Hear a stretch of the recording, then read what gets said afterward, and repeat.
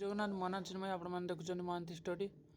ଦେଖନ୍ତୁ Odisha subordinate staff selection commission ତରଫରୁ ଯାହାକି ଆପଣଙ୍କର RI ARI ଅମିନ୍ SFS ଆଉ ICDS ସୁପରଭାଇଜର ଏକ୍ଜାମ୍ ହେବାର ଥିଲା, ତ ତାକୁ କ୍ୟାନସଲ୍ କରି ଦିଆଯାଇଥିଲା ମେନ୍ସ ଏକ୍ଜାମ୍। ତାପରେ ପ୍ରିଲିମିନାରୀ ଏକ୍ଜାମ୍ ଆଉ ଗୋଟେ ହେବ।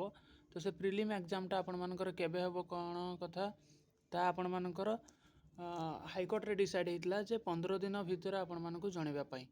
ତ ତାହା ବିଷୟରେ ଆଲୋଚନା କରିବା କେବେ କ'ଣ ଏକ୍ଜାମ୍ ହେଉଛି। ତ ଦେଖନ୍ତୁ ଆପଣମାନଙ୍କର ଏଇ ନୋଟିସ୍ଟା ତ ସମସ୍ତେ ଦେଖିଥିବେ କି ଆପଣମାନଙ୍କର 30 ଜୁଲାଇରେ ଆପଣମାନଙ୍କର ଆସିଥିଲା କି ଏକ୍ଜାମ୍ କ୍ୟାନସଲେସନ୍ ହେଇଯାଇଛି। ତ ଏଠି କ'ଣ କହିଥିଲେ, ଏଇଠି ମେନ୍ ଇମ୍ପୋର୍ଟାଣ୍ଟ ପଏଣ୍ଟ ଦେଖନ୍ତୁ। 1 ଅଗଷ୍ଟରୁ 4 ସେପ୍ଟେମ୍ବର ଭିତରେ ହେବାକୁ ଯାଉଥିବା ଏକ୍ଜାମ୍ଟି କ୍ୟାନସଲ୍ ହେଇଛି। ଦ୍ୱିତୀୟତଃ କଥା ଥିଲା ଏଠି ଯେ ଆପଣମାନଙ୍କର 15 ଦିନ ଭିତରେ ହାଇକୋର୍ଟର ନିର୍ଦ୍ଦେଶ ଅନୁସାରେ 15 ଦିନ ଭିତରେ ଆପଣମାନଙ୍କୁ ନୋଟିସ୍ ଦେବେ ଯେ ଏକ୍ଜାମ୍ କେବେ ଫର୍ଦର ପ୍ରିଲିମିନାରୀ ଏକ୍ଜାମ୍ କେବେ ହେବ। ମାସେ ପରେ ହେବ କି 2 ମାସ ପରେ ହେବ କି 3 ମାସ କି 4 ମାସ କି 5 ମାସ କେବେ ହେବ, ତାପରେ ଆପଣମାନଙ୍କ ଉପରେ ସେଇଟା ଦେବା କଥା। ଆପଣମାନଙ୍କୁ 15 ଦିନ ଭିତରେ ନୋଟିସ୍ କରିଥିଲେ ଯେ ହାଇକୋର୍ଟ ତରଫରୁ ନୋଟିସ୍ ହେଇଥିଲା ଯେ 15 ଦିନ ଭିତରେ ଦେବା ପାଇଁ। ତ ତାପରେ ଆମେ ଦେଖିବା ଯେ 15 ଦିନ ଭିତରେ ଆପଣମାନଙ୍କୁ ଦେଉଛନ୍ତି କି ନାହିଁ। ଏଇଠି ଆମେ ଯଦି ଦେଖିବା ଆପଣମାନଙ୍କର 30ରୁ ଆଜି 7 ତାରିଖ ହେଇଗଲାଣି। ତ ଆପଣମାନଙ୍କର 7-8 ଦିନ ବିତିଗଲାଣି। ଦେଖିପାରନ୍ତୁ 8 ଦିନ ହେଇଗଲାଣି ଆମେ ଯଦି ମାନିକି ଚାଲିବା। ତ 8 ଦିନ ହେଇଗଲାଣି, ଆଉ ମାତ୍ର ରହିଲା 7 ଦିନ। ତ 7 ଦିନ ଭିତରେ ଅବଭିୟସ୍ଲି ତ ଆସିଯିବ। ଆପଣ ମାନିକି ଚାଲନ୍ତୁ 10ରୁ 12 ତାରିଖ ଭିତରେ ଆପଣମାନଙ୍କର ଅଗଷ୍ଟ 10ରୁ 12 ଭିତରେ ନୋଟିଫିକେସନ୍ 100% ଆସିଯିବ ଆପଣମାନଙ୍କ ପାଖକୁ 10ରୁ 12 ତାରିଖ ଭିତରେ।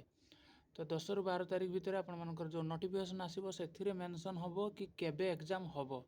ତ ଫର୍ଦର କେବେ ଏକ୍ଜାମ୍ ହେବ ଆଶା କରୁଛି ଅକ୍ଟୋବର ନଭେମ୍ବର ମାସରେ ଏମାନେ ଏକ୍ଜାମ୍ କରିପାରନ୍ତି। ଅକ୍ଟୋବରରେ କିମ୍ବା ନଭେମ୍ବର ହେଇପାରେ ଆପଣମାନଙ୍କର ଏକ୍ଜାମ୍ କରାଇବା ପାଇଁ। ମିନିମମ୍ ତ ଏମାନେ ଏତେ ପିଲା ପୁଣି 5.5 ଲକ୍ଷ ପିଲା ଏକ୍ଜାମ୍ ଦେବେ। ତ 5.5 ଲକ୍ଷରୁ ତ ଏକ୍ଜାକ୍ଟଲି 5.5 ଲକ୍ଷ ପିଲା ଏକ୍ଜାମ୍ ତ ଦେବେ ନାହିଁ। ତ ସେଠୁ ମଧ୍ୟ କିଛି ପିଲା ଯେମିତି ଏଠି 3 ଲକ୍ଷ ପିଲା ଏକ୍ଜାମ୍ ଦେଇଥିଲେ କି କ'ଣ କଥା। ତ ସେ ଅନୁସାରେ ଏଠି ବି ମଧ୍ୟ ଆହୁରି କିଛି ପିଲା କମିଯାଇପାରନ୍ତି ମେ ବି। କ'ଣ ପାଇଁ କହୁଛି ନା କିଛି ପିଲାମାନଙ୍କର ଅନ୍ୟ ଅଦରରେ କିଛି ଜବ୍ ହେଇଯାଇଥିବ। ଧରନ୍ତୁ CGLରେ ଜବ୍ ହେଇଯାଇଥିବ, କେଉଁ ପିଲାମାନଙ୍କର ASOରେ ଜବ୍ ହେଇଯାଉଥିବ, କେଉଁ ପିଲାମାନଙ୍କର UPSCର ଜବ୍ ହେଇଯାଇଥିବ, ସେଣ୍ଟ୍ରାଲରେ ହେଉ ଯେଉଁଥିରେ ବି ହେଉ, ରେଲୱେରେ ହେଉ ଯେଉଁଥିରେ ବି ଜବ୍ ହେଇଯାଇଥିବ। ଯେଉଁମାନେ ଏ ପୋଷ୍ଟଠୁ ଅଧିକା ପୋଷ୍ଟ ଉପରେ ପୋଷ୍ଟରେ ଥିବେ ତ ସେମାନେ ତ ଏ ପୋଷ୍ଟରେ ଆସିବେ ନାହିଁ। ତ ସେଇମାନେ ହିଁ ଆସିବେ ନାହିଁ। ଯେଉଁମାନେ ଏ ପୋଷ୍ଟରୁ ତଳ ପୋଷ୍ଟରେ ସିଲେକ୍ସନ୍ ହେଇଥିବେ ସେମାନେ ଏକ୍ଜାମ୍ ଦେବେ। ତ ଏଇ ପ୍ରକାର ଦେଖିବାକୁ ଗଲେ ଆପଣମାନଙ୍କର ଯେଉଁଠି 3 ଲକ୍ଷ 5.5 ଲକ୍ଷରୁ 3 ଲକ୍ଷ ପ୍ଲସ୍ ସପୋଜ୍ 3 ଲକ୍ଷ ପିଲା ଦେଇଥିଲେ, ତ ସେଠି 3 ଲକ୍ଷ ଜାଗାରେ 2.5 ଲକ୍ଷ ପିଲା କି 2 ଲକ୍ଷ ପିଲା ଆପଣମାନଙ୍କୁ ଦେଖିବାକୁ ମିଳିବ। ତ ସେଇ ଅନୁସାରେ 2-2.5 ଲକ୍ଷ ପିଲାମାନଙ୍କର ଏକ୍ଜାମ୍ ତାହେଲେ କିନ୍ତୁ 5.5 ଲକ୍ଷ ଅନୁସାରେ ଆପଣମାନଙ୍କୁ ସେଟଅପ୍ କରିବା ପାଇଁ ପଡ଼ିବ ନା ସେମାନଙ୍କୁ। ତ 5.5 ଲକ୍ଷ ପିଲା ପାଇଁ ଏଠି ଯେହେତୁ ଆପଣମାନଙ୍କର 3 ଲକ୍ଷ ପିଲା ନେଇଥିଲେ 1 ଅଗଷ୍ଟରୁ 4 ସେପ୍ଟେମ୍ବର ଚାଲି ଯାଇଥିଲା। ମାନେ ଆପଣମାନଙ୍କର ମିନିମମ୍ 1 ମାସର ସମୟ ଲାଗିଯାଇଥିଲା। ସେଠି ସେମାନଙ୍କର 5.5 ଲକ୍ଷ ପିଲାମାନଙ୍କୁ ଆରେଞ୍ଜ କରିବା ପାଇଁ ମିନିମମ୍ ତ 1.5 ମାସ ସମୟ, ଏକ୍ଜାମ୍ କରିବା ପାଇଁ 1.5 ମାସ ସମୟ ସେମାନଙ୍କୁ ଲାଗିଯିବ। ତ 1.5 ମାସ ସମୟ ପର୍ଯ୍ୟନ୍ତ ଆଶା କରୁଛି ଏକ୍ଜାମ୍ଟି ହେବ।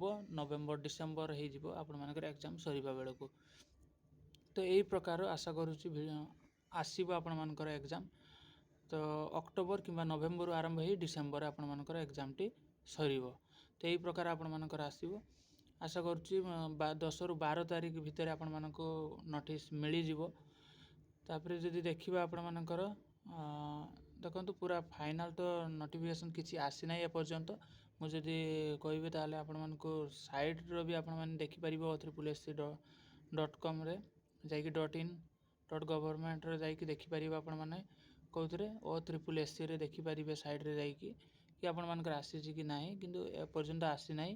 10-12 ତାରିଖ ସୁଦ୍ଧା ଆସିଯିବ ଯାହା ଆଶା କରୁଛି। ଆସିଗଲା ପରେ ମୁଁ ଆପଣମାନଙ୍କୁ ଜଣାଇଦେବି। ଆଶା କରୁଥିବି ଆପଣମାନେ ଚ୍ୟାନେଲ୍କୁ ସବସ୍କ୍ରାଇବ୍ କରି ରଖିବେ, ଯାହାଫଳରେ ଯାହା ବି ନୋଟିଫିକେସନ୍ ଆସିବ ମୁଁ ଆପଣମାନଙ୍କୁ ଟାଇମ୍ ଟୁ ଟାଇମ୍ ଅପଡ଼େଟ୍ ଦେଇ ଚାଲିବି। ତ thank you for watching this video. ଜୟ ହିନ୍ଦ।